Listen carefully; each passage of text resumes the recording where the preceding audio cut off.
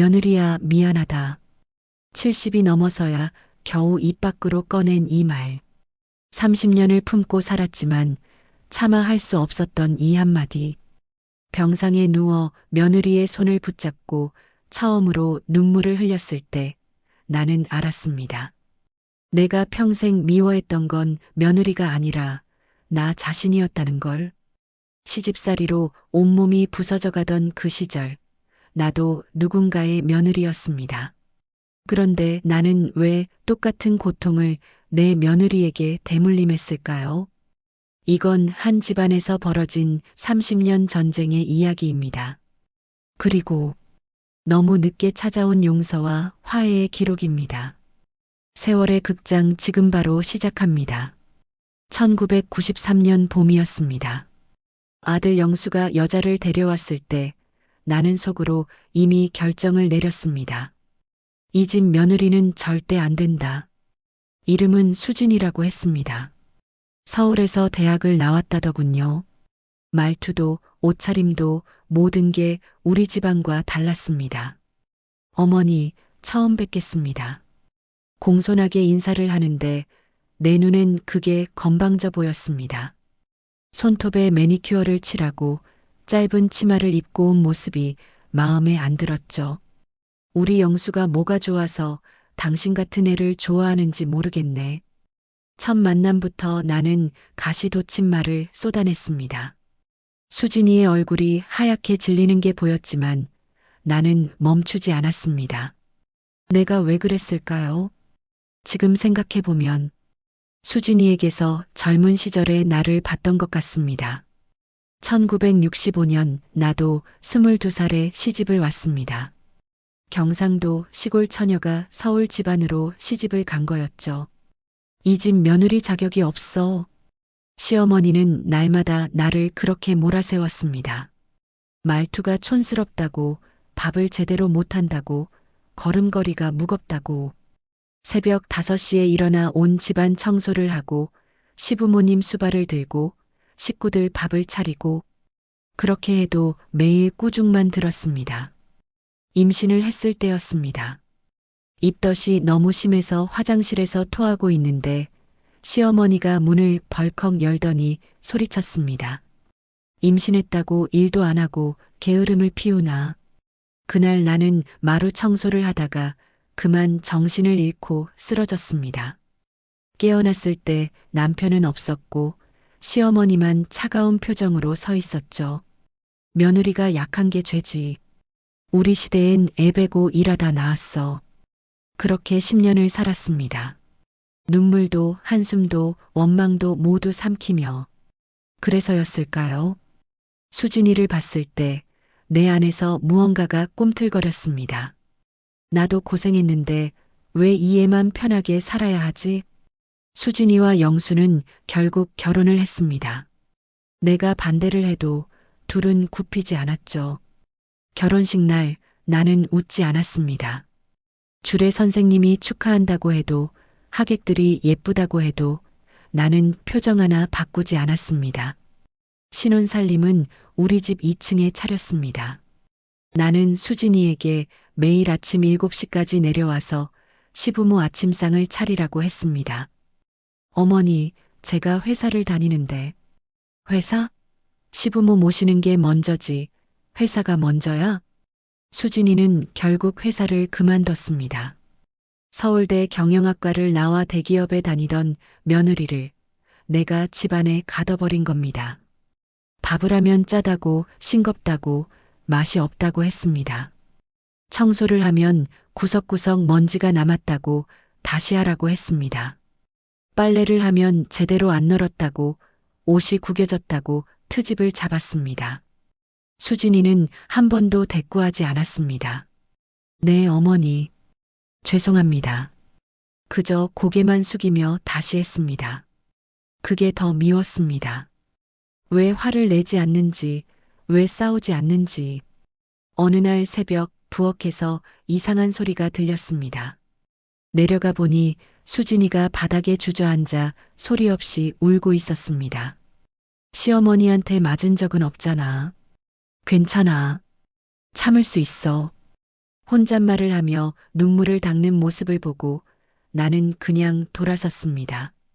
가슴 한편이 찌릿했지만 그 감정을 인정하고 싶지 않았습니다. 나도 그렇게 살았어. 왜 너만 힘들어해? 1년 후 수진이가 임신을 했습니다. 나는 더 가혹해졌습니다.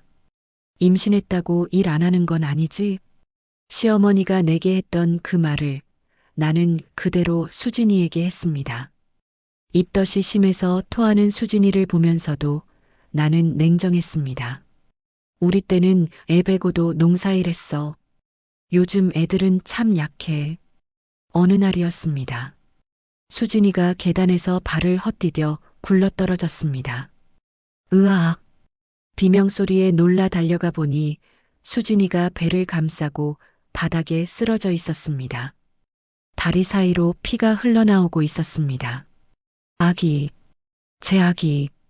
119를 불렀지만 이미 늦었습니다. 수진이는 아이를 잃었습니다. 병원에서 의사가 말했습니다. 산모가 극심한 스트레스와 과로 상태였습니다. 영양 상태도 좋지 않았고요.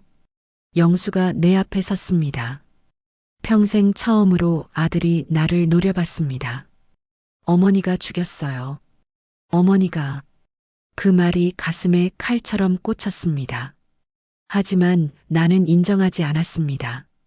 내가 뭘 잘못했는데 나는 며느리 잘 되라고 가르친 것뿐이야. 수진이는 일주일 동안 말을 하지 않았습니다. 밥도 먹지 않고 그저 천장만 바라보며 누워 있었습니다. 퇴원한 날 수진이가 처음으로 입을 열었습니다. 어머니, 제가 그렇게 밉습니까? 목소리에 힘이 하나도 없었습니다. 죽은 사람처럼 생기가 사라진 얼굴로 수진이가 물었습니다. 제가 무슨 죄를 지었길래 어머니는 저를 이렇게 괴롭히십니까? 나는 대답하지 못했습니다. 그냥 돌아서서 방으로 들어가 버렸습니다. 그날 밤 나는 잠을 이룰 수 없었습니다. 수진이의 질문이 계속 귓가에 맴돌았습니다. 제가 무슨 죄를 지었길래 문득 40년 전 내 모습이 떠올랐습니다. 1970년 나도 똑같은 질문을 했었습니다. 유산을 한 후 시어머니 앞에서 무릎을 꿇고 물었습니다. 어머니, 제가 뭘 잘못했습니까? 왜 저를 미워하십니까? 시어머니는 그때 뭐라고 했을까요? 내가 잘못한 게 아니야. 나도 그렇게 배웠으니까. 그 말의 의미를 나는 그때 이해하지 못했습니다. 시어머니도 며느리였습니다. 1930년대 일제강점기 시절에 시집을 온 여자였죠. 우리 시어머니는 더 무서웠어. 맨손으로 뺨을 때리고 밥도 제대로 안 주고. 시어머니가 한 번 술에 취해서 털어놓은 적이 있었습니다. 그래서 나도 내 며느리한테는 안 그래야지 했는데 막상 며느리를 보니까 자꾸 미운 거야. 왜 이 애는 나보다 편하게 사나 싶고. 그게 대물림이었습니다. 시어머니의 시어머니도 그 위의 시어머니도 아마 똑같았을 겁니다. 고통이 대를 이어 전해져 내려온 거였죠. 나는 침대에서 일어나 서랍을 열었습니다. 오래된 사진첩이 있었습니다. 젊은 시절 내 사진이 있었습니다. 22살 시집 오던 날의 사진. 얼마나 예뻤는지, 얼마나 행복해 보였는지. 하지만 그 옆에 있는 시어머니의 표정은 차갑기만 했습니다. 10년 후 사진. 32살의 나는 완전히 다른 사람이 되어 있었습니다. 생기 없는 얼굴, 굽은 어깨, 지친 눈빛. 그리고 20년 후 영수 결혼식 날 사진. 내 옆에 선 수진이의 얼굴이 보였습니다. 그 얼굴이 젊은 시절 내 얼굴과 똑같았습니다. 아, 신음이 절로 나왔습니다. 나는 수진이에게서 나를 봤던 겁니다. 그래서 더 미웠던 거였습니다. 수진이가 행복해 보일 때마다 내 안에 상처가 쑤셨습니다. 수진이가 웃을 때마다 웃지 못했던 내 과거가 떠올랐습니다. 결국 나는 내가 받은 고통을 그대로 수진이에게 전가한 거였습니다. 다음 날 아침 나는 수진이 방 앞에 섰습니다. 노크를 하려다가 손이 떨려서 문을 두드리지 못했습니다. 안에서 수진이의 목소리가 들렸습니다. 영수와 통화를 하고 있었습니다. 여보, 나 더 이상 못 버틸 것 같아. 이혼하자. 심장이 멎는 것 같았습니다. 아기도 잃었는데 어머니는 한마디 사과도 안 하셨어. 나한테 관심도 없으셔. 나 여기서 죽을 것 같아. 수진이의 울음소리가 들렸습니다. 미안해, 여보. 당신 어머니랑 같이 못 살겠어. 나 집 나갈게. 나는 그 자리에 주저앉았습니다. 일주일 후 수진이가 집을 나갔습니다. 짐을 싸서 나가는 수진이를 나는 2층 창문에서 지켜봤습니다. 말릴 용기가 없었습니다. 영수가 집에 돌아와서 소리쳤습니다. 만족하셨어요? 이제 며느리 쫓아냈으니까. 내가 언제 나가라고 했어. 그 애가 약해서. 약해서요? 어머니가 괴롭혀서 죽을 지경으로 만들어 놓고 영수도 짐을 쌌습니다. 저도 나갈게요. 어머니하고는 더 이상 못 살겠어요. 영수야. 평생 어머니 말씀만 듣고 살았어요. 수진이한테 잘해주고 싶었는데 어머니 눈치 보느라 아무것도 못했어요. 이제 저도 제 인생 살고 싶어요. 아들마저 나를 떠났습니다. 집에는 나와 남편만 남았습니다. 남편은 내게 한마디 했습니다. 당신 때문에 아들을 잃었소. 그리고 밤이면 술을 마시며 한숨만 쉬었습니다. 한 달, 두 달, 시간이 흘렀습니다. 영수는 전화도 안 받았고 명절에도 집에 오지 않았습니다. 나는 점점 무너져 갔습니다. 어느 날 동네 슈퍼에 갔을 때였습니다. 이웃집 아주머니가 말했습니다. 아이고, 영수 며느리 임신했다면서요? 축하해요. 뭐라고요? 몰랐어요? 5달 됐다던데. 얼마 전에 수진이 보니까 배가 많이 나오더라고요. 집으로 돌아와서 나는 그 자리에 주저앉았습니다. 수진이가 임신을 했다. 그런데 나는 몰랐다. 손주를 임신한 며느리가 어디서 어떻게 지내는지, 힘든 건 없는지 나는 알지도 못했습니다. 가슴이 무너져 내렸습니다. 밤에 남편이 물었습니다. 영수 며느리 임신한 거 들었소?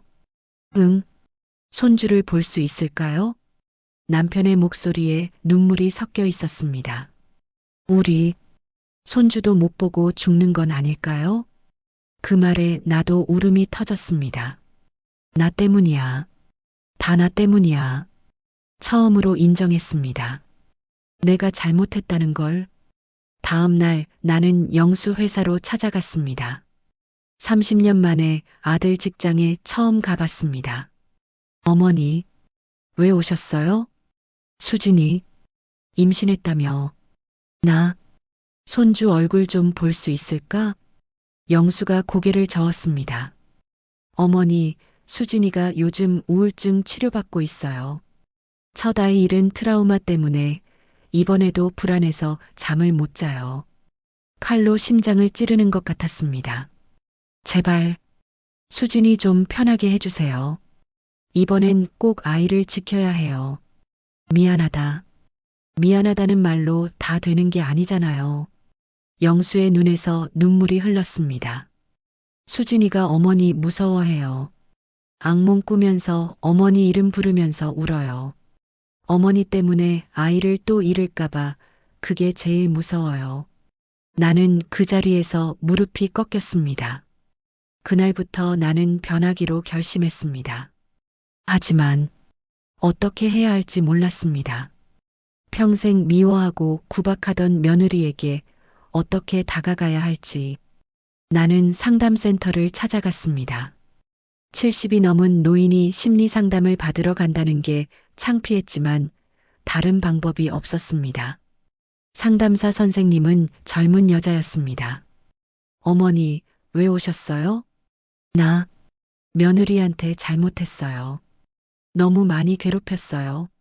어떻게 하면 용서받을 수 있을까요? 선생님이 물었습니다. 며느리분께 왜 그러셨어요?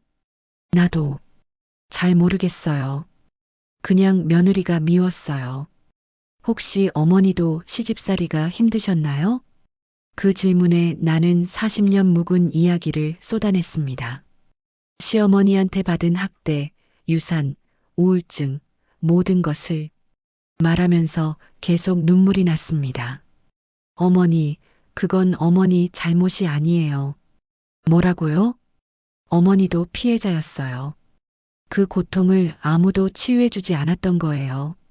선생님이 내 손을 잡았습니다. 이제라도 늦지 않았어요. 며느리분께 진심으로 사과하세요. 그리고 어머니 자신도 용서해 주세요. 상담을 마치고 집에 돌아왔을 때 나는 편지를 쓰기 시작했습니다. 며느리에게 쓰는 편지. 수진아. 처음으로 며느리를 이름으로 불렀습니다. 미안하다. 정말 미안하다. 내가 나한테 무슨 잘못을 했니? 아무 잘못도 없는데 내가 너를 괴롭혔구나. 나도 내 나이에 시집을 왔단다. 그때 나도 너처럼 힘들었어. 시어머니한테 매일 혼나고 맞고 아이까지 잃었지. 근데 나는 그 고통을 이겨낸 게 아니었어. 그냥 참고 살았을 뿐이야. 그 상처가 내 안에 그대로 있었는데 나는 몰랐어. 너를 볼 때마다 젊은 시절의 내가 떠올랐어. 그래서 더 화가 났던 것 같아. 왜 너만 행복하냐고, 나도 힘들었는데 왜 너만 편하냐고. 정말 미안하다. 내 첫 아이를 지켜주지 못해서, 너를 울게 만들어서, 너를 아프게 해서, 이제라도 용서를 빌고 싶구나. 너무 늦었니? 편지를 다 쓰고 봉투에 넣었습니다. 손이 떨렸습니다. 영수에게 전화를 걸었습니다. 영수야, 수진이 주소 좀 알려줄래? 왜요? 편지 쓰고 싶어서. 한참 침묵이 흐른 후 영수가 말했습니다. 어머니, 수진이가 산부인과 입원했어요. 조산 위험이 있대요. 뭐? 스트레스 때문인가 봐요. 의사가 안정이 필요하다고. 어느 병원이니? 내가 갈게. 어머니, 제발 한 번만 만나게 해줘. 사과하고 싶어. 영수가 병원 이름을 알려줬습니다. 다음 날 나는 떨리는 마음으로 병원에 갔습니다. 병실 문 앞에서 한참을 서성였습니다. 노크를 했습니다. 들어오세요. 수진이의 목소리. 문을 열었을 때 수진이가 나를 보고 얼어붙었습니다. 어머니. 수진아. 나는 천천히 다가가 수진이 손을 잡았습니다. 미안하다. 정말 정말 미안하다. 눈물이 멈추지 않았습니다. 내가 나한테 무슨 잘못을 했니? 내가 너무 못됐다. 내가 괴물이었어. 어머니, 나도 옛날에 너처럼 힘들었어. 근데 그 고통을 너한테 똑같이 준 거야. 나는 정말 나쁜 시어머니였어. 수진이의 눈에서도 눈물이 흘렀습니다. 용서해줘. 이제라도 용서해 줄 수 있니? 수진이가 한참을 말없이 울다가 고개를 끄덕였습니다. 어머니도 많이 힘드셨죠? 그 한마디에 나는 무너졌습니다. 30년 동안 한 번도 들어본 적 없는 말. 누군가 내 고통을 이해해 준다는 것. 수진아, 너 출산할 때 내가 옆에 있어도 될까? 내 손 꼭 잡아주고 싶어. 수진이가 고개를 끄덕였습니다. 네. 어머니. 2달 후 수진이가 건강한 딸을 낳았습니다. 분만실 앞에서 나는 수진이의 손을 꼭 잡고 있었습니다. 수진아, 힘내. 조금만 더. 어머니. 잘하고 있어. 우리 며느리. 진짜 잘하고 있어. 아기가 태어났을 때 나는 수진이보다 더 많이 울었습니다. 고생했어, 수진아. 정말 고생 많았어. 수진이의 이마를 쓰다듬으며 말했습니다. 어머니가 옆에 있어 주셔서 무섭지 않았어요. 지금은 수진이와 영수가 아이와 함께 우리 집으로 돌아왔습니다. 예전과는 모든 게 달라졌습니다. 아침에 일어나면 내가 먼저 밥을 합니다. 수진아, 아침 먹어라. 수진이가 아기를 안고 내려옵니다. 어머니, 제가 할게요. 아니야, 어서 앉아. 애 봐라. 손주를 안아보면 이 작은 생명이 기적 같습니다. 우리 공주 할머니가 얼마나 기다렸는지 아니? 수진이가 웃으며 말합니다. 어머니, 엄마 같으세요. 그래. 네. 제 친엄마도 돌아가셔서 어머니가 진짜 엄마 같아요. 그 말에 또 눈물이 났습니다. 어제 수진이와 함께 시장에 갔었습니다. 둘이서 손을 잡고 걸으면서 웃으면서 이야기를 나눴습니다. 어머니, 저기 맛있어 보이는 떡 살까요? 그래, 우리 수진이 먹고 싶은 거 다 사자. 예전의 나라면 상상도 못했을 모습입니다. 이웃 아주머니가 우리를 보고 말했습니다. 아이고, 장모 사위도 아니고 시모 며느리가 저렇게 다정해? 그 말을 들은 수진이가 내 팔을 꼭 잡았습니다. 우리 어머니 최고예요. 가슴이 뭉클했습니다. 집에 돌아와서 수진이가 물었습니다. 어머니, 친정어머니 생각나세요? 그럼, 많이 그립지. 어떤 분이셨어요? 참 따뜻한 사람이었어. 시집가기 전날 우리 엄마가 그러더구나. 나는 60년 전 기억을 떠올렸습니다. 내 시어머니한테 잘해드려라. 근데 너도 소중한 사람이라는 걸 잊지 마라. 내가 행복해야 내 자식도 행복하단다. 그런데 나는 그 말을 잊고 살았어. 나 자신을 소중히 여기지 않았지. 수진이가 내 손을 잡았습니다. 어머니, 이제 늦지 않았어요. 우리 앞으로 행복하게 살아요. 그래, 우리 행복하자. 밤에 침대에 누워 생각합니다. 70이 넘어서야 찾은 평화. 너무 늦었을까요? 아닙니다. 지금이라도 찾았으니 감사한 겁니다. 수진이와 화해하면서 나는 깨달았습니다. 시집살이의 고통은 대물림되어야 하는 게 아니었습니다. 나도 힘들었으니 너도 힘들어야 한다가 아니라 나는 힘들었으니 너는 행복해야 한다가 맞는 거였습니다. 어젯밤 수진이가 그러더군요. 어머니, 나중에 우리 아들이 결혼하면 저도 좋은 시어머니가 될 거예요. 어머니처럼요. 어머니처럼? 네. 지금 어머니처럼요. 사랑으로 대하는 시어머니. 그 말이 얼마나 고마웠는지 모릅니다. 내가 변화한 모습을 수진이는 좋은 모습이라고 기억해 주겠다고 했습니다. 과거의 잘못이 아니라 지금의 변화를 봐주겠다고. 오늘 아침 손주가 처음으로 할미라고 불렀습니다. 할미, 할미. 작은 손으로 내 뺨을 만지는 아이를 보며 생각했습니다. 이 아이에게는 다를 거야. 이 아이는 할머니한테 사랑받은 기억을 갖고 자랄 겁니다. 엄마가 시어머니한테 괴롭힘받는 모습을 보지 않을 겁니다. 며느리를 구박하는 게 당연하다고 배우지 않을 겁니다. 여기서 끊는 겁니다. 대물림의 고리를. 수진이가 부엌에서 나를 부릅니다. 어머니, 같이 저녁 만들어요. 그래, 간다. 예전 같으면 며느리 혼자 하라고 했겠죠. 이제는 함께 합니다. 부엌에서 함께 음식을 만들며 수진이와 이야기를 나눕니다. 아이 이야기, 남편 이야기, 일상 이야기. 그냥 엄마와 딸처럼. 저녁을 먹으면서 영수가 말했습니다. 엄마, 수진이 표정이 요즘 너무 밝아졌어요. 고마워요. 내가 고마운 거지. 용서해줘서. 저도 미안해요, 엄마. 엄마가 왜 그러셨는지 이제야 조금 이해가 돼요. 가족이 함께 밥을 먹으며 웃는 이 순간. 이게 바로 내가 평생 원했던 거였습니다. 싸우지 않고 미워하지 않고 그냥 사랑하는 가족. 여러분, 혹시 지금 누군가와 싸우고 계신가요? 미워하는 사람이 있나요? 나이가 들어서야 깨달았습니다. 미움은 상대방을 아프게 하지만 결국 나를 더 아프게 한다는 걸. 용서는 상대방을 위한 게 아니라 나를 위한 거라는 걸. 70이 넘어서 찾은 평화지만 후회하지 않습니다. 지금이라도 늦지 않았으니까요. 지금이라도 사랑할 수 있으니까요. 여러분도 늦지 않았습니다.